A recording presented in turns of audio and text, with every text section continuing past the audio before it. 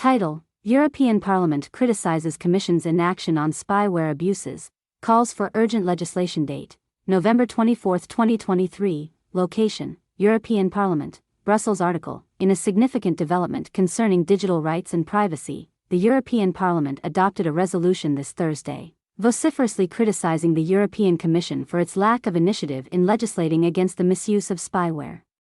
The resolution, which passed with a substantial majority of 424 votes in favor, 108 against, and 23 abstentions, underscores the growing concern among European lawmakers about the unregulated use of surveillance technology. The resolution follows closely on the heels of an in-depth inquiry conducted by the European Parliament, spearheaded by the Committee of Inquiry to investigate the use of Pegasus and equivalent surveillance spyware, PEGA. The inquiry shed light on the rampant and unmonitored use of sophisticated spyware like Pegasus, which has been implicated in numerous privacy breaches across Europe. Earlier in the year, the European Commission, in response to PEGA's findings and recommendations, stated its limitations in intervening in the security affairs of EU member states. This stance attracted significant criticism, notably from Sophie in 't Veld, the PEGA rapporteur.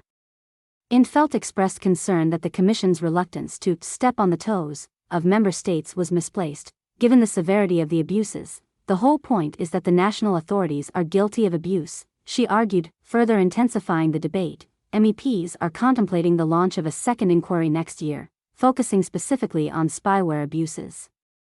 This initiative is supported by an amalgamation of civil liberties and human rights organizations, which are advocating for a complete ban on spyware across the European Union despite the Commission's hesitancy to impinge upon member states' sovereignty in security matters.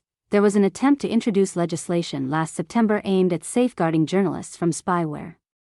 This proposal, however, has become a point of contention within the European Council, which is led by the heads of government of the member states.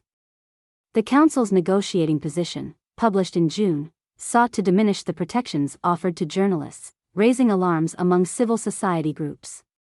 Critics argue that the proposed amendments would effectively strip the European Union's Court of Justice of its authority to hold member states accountable for illicit surveillance activities targeting journalists. The future of this legislation remains uncertain, caught in a tripartite negotiation between the Commission, the Council, and the Parliament.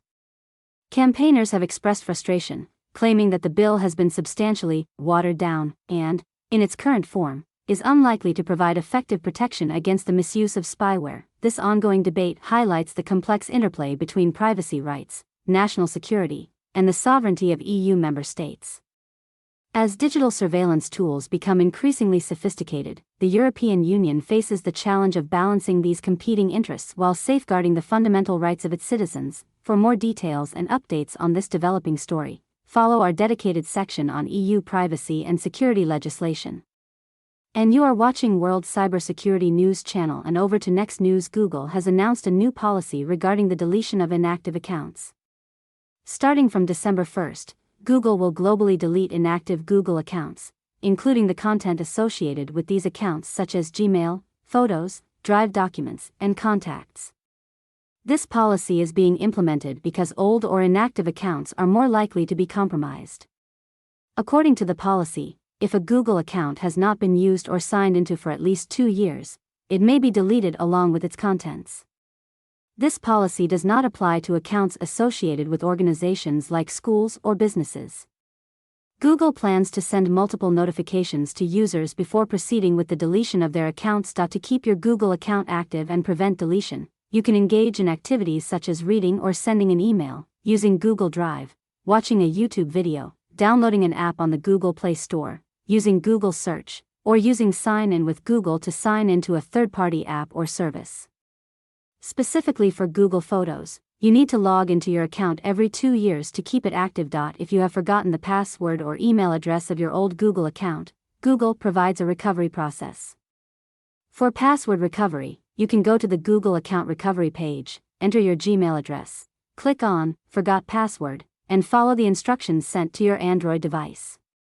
If you have forgotten your email address, go to the Google login page, click on Forgot Email, provide your recovery email or phone number, and follow the steps to recover your account.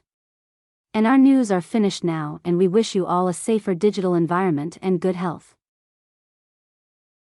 Equip yourself with the knowledge to protect your digital life. Become part of a growing community passionate about digital safety. Subscribe to World Cybersecurity News channel and take charge of your cybersecurity journey.